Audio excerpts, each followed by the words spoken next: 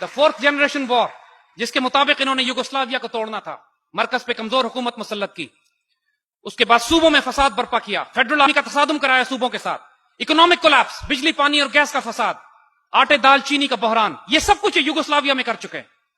और जब मुकम्मल तौर पर वो मुल्क खाना जंगी का शिकार हो गया, फिर नेटो अपनी फौजें बेदाखिल करके उसके अंदर एक पीस एग्रीमेंट करती है, डेटॉन पीस एग्रीमेंट, जिसके तहत युगोस्लाविया को तोड़कर 6 छोटे छोटे मुल्कों में तकसीम कर दिया गया।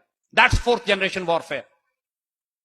अब पाकिस्तान पर जो जंग मुसल्लत की जा रही है, that is the fourth generation war. अब ये मुसलमान मिल्लत को मजीद छोटे छोटे टुकड़ों में करना चाहते हैं, और मशरिक और मगरिब के कुफर की राह में अगर अल्लाह ने कोई आखिरी चट्टान कायम की है, तो ये अल्लाह के हुक्म से ये पाकिस्तान की रियासत है। आज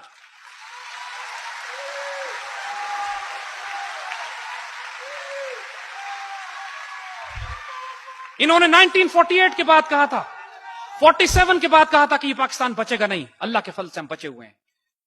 1971 के बाद जब गद्दारी से इन्होंने हमें चोट लगाई, इन्होंने कहा पाकिस्तान बचेगा नहीं, अल्लाह के फल से हम बचे हुए हैं। जब हमने सोवियत यूनियन से टक्कर ली, दुनिया ने कहा अब तो पाकिस्तान बचेगा ही नहीं, हम हैं वो नहीं है।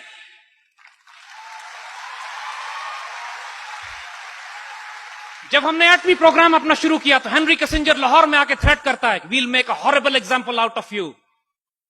अल्लाह के फजल से we are still here and we'll make a horrible example out of you.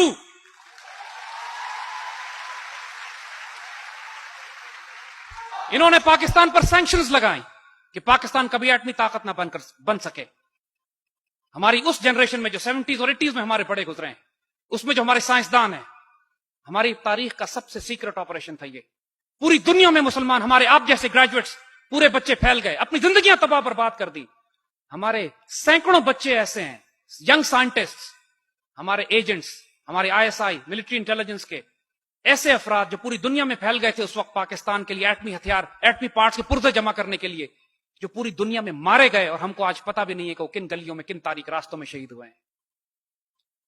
लेकिन टुकड़े टुकड़े करके ये चीजें पाकिस्तान पहुंचना शुरू हुई, और कुफर के पूरे जोर लगाने के बावजूद अल्हम्दुलिल्लाह 80 की दिहाई में अल्लाह के हुक्म से हम एक एटमी ताकत बन चुके थे, लेकिन हमने उसका ऐलान नहीं किया था।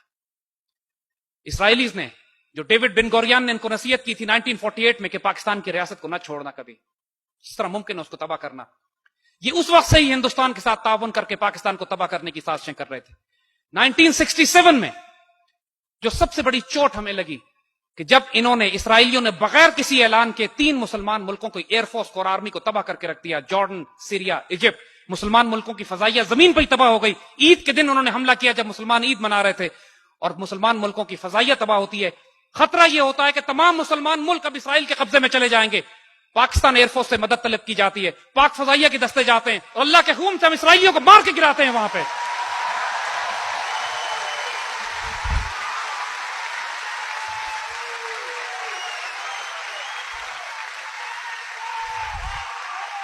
1965 में, उससे पहले अल्लाह के फजल से हम इंडियन एयरफोर्स का गुरूर खाक में मिला चुके होते हैं।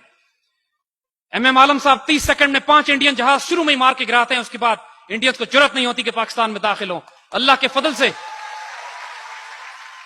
1967 में भी डिस्ट्रॉय द इसराइली एयरफोर्स। उनका खतरा जो मुसलमान मिल्लत को होता है वो टल जाता है।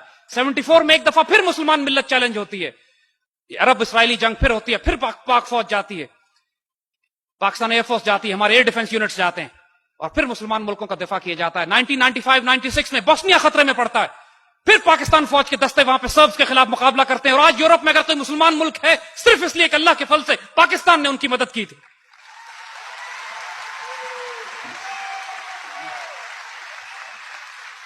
– 1981 में इसराइलियों ने इराक का एटमी रिएक्टर तबाह किया। 84 में ये पाकिस्तान का एटमी रिएक्टर तबाह करने के लिए आए थे। उस वक्त हमारे पास F-16 थे, लेकिन F-16 की हमारी इतनी रेंज नहीं थी कि हम इसराइल पे जवाबी कार्रवाई करते और वापस आते। पाकिस्तान ने थ्रेट किया दिल्ली को और इसराइल को, दोनों को, कि हमें नहीं पता जहाज किस तरफ से आएंगे, हमें नहीं पता जहाज की वार्निंग, उसके ऊपर मार्किंग किसकी होगी। हम एक बात जानते हैं, अगर कहूटा पे बॉम्बिंग हुई तो उसके बाद दिल्ली और तल अवीव को हम फ्लैट करके रख देंगे। पाकिस्तान एयरफोर्स के पायलट से पूछा गया कि वन वे मिशन है, वन वे मिशन है, सिर्फ इसराइल पे आप बॉम्बिंग के लिए जा सकते हैं, वापस नहीं आ सकते, कौन वॉलंटियर करेगा? Would you believe it, the entire F-16 squadron had raised their hands, they were volunteering for this.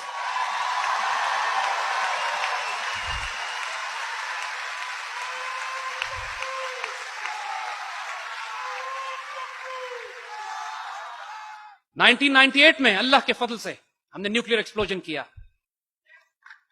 اور اللہ کے فضل سے انڈونیشیا سے لے کر موراکو تک مسلمانوں نے اس طرح چراغاں کیا جیسے پوری امت مسلمہ میں عید کا دن اس دن تھا، 28 مئی 1998۔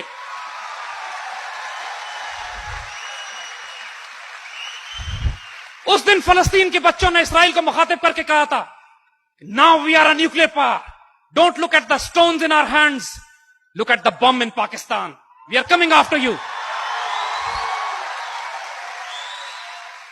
اور فورتھ جنریشن وار جو اس وقت ہمارے پاس ہو رہی ہے، آئیں اس کی شکل آپ کو دکھا دیں۔ پاکستان کے اندر ایک انکمپٹنٹ حکومت، مس مینج اکانومی، ایسی اکانومی جس کو صرف آئی ایم ایف اور ورلڈ بینک چلا رہا، جس کے نتیجے میں آپ دیکھ رہے ہیں کہ روز بجلی پانی اور گیس کے ریٹس بڑھائے جا رہے ہیں، ملک میں فساد برپا کیا جا رہا ہے، انٹر پروونشل فساد، صوبوں میں لڑائی اور تصادم، تحریک طالبان اور بلوچستان لبریشن آرمی کے دہشت گردوں کو تیار کر کے کہ پاکستان کے اندر سول وار اس طرح شروع کر دی جائے کہ یہ ہنگامہ پروپیگنڈا کیا جائے کہ پاکستان کے ایٹمی ہتھیار خطرے میں پڑے ہوئے ہیں، پاکستان کی آرمی پر ISI پہ حملے کیے جائیں تاکہ یہ انکیپیسیٹیٹ ہو جائیں، اور سب سے بڑھ کر پاکستان کا پانی روک لیا جائے تاکہ پاکستان کو ریگستان بنا کر بھوک اور پیاسا مار دیا جائے۔ مگر اللہ کے فضل اور کرم سے 2007 تک ان کا یہ پلان بہت تیزی سے آگے بڑھ رہا تھا۔ 2007 کے بعد پاکستانی پیٹریوٹس نے، پاکستان سے عشق اور جنون کی حد تک پیار کرنے والوں نے، اللہ کے رسول کے امتیوں نے، وہ جن کی آئیڈیالوجی اسلام ہے، جن کی آئیڈینٹی پاکستان ہے، جو صرف سبز گنبد اور سبز ہلالی سے عشق کرتے ہیں، انہوں نے یہ فیصلہ کیا کہ اس پاکستان کے دفاع میں اپنی جان مال عزت اور آبرو قربان کریں گے انشاءاللہ۔ ہم نے اس کو بناتے ہوئے 50 لاکھ شہداء دیے تھے، ابھی اس کو بچاتے ہوئے ہم نے 10,000 شہید بھی نہیں دیے۔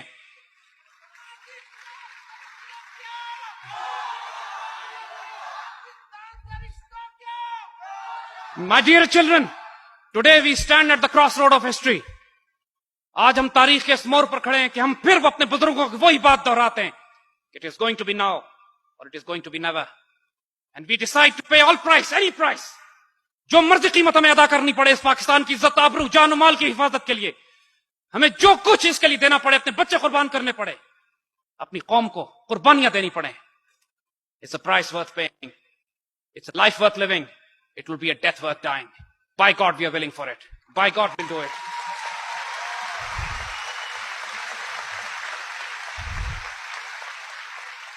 پاکستان میں اس وقت جو سسٹمز قائم ہیں، پاکستان کا پولیٹیکل سسٹم، پاکستان کا جوڈیشل سسٹم، پاکستان کا اکنامک ماڈل، یہ تینوں کولیپس کر چکے ہیں امت مسلمہ کو 21ویں صدی کے تقاضے پورے کرنے کے لیے۔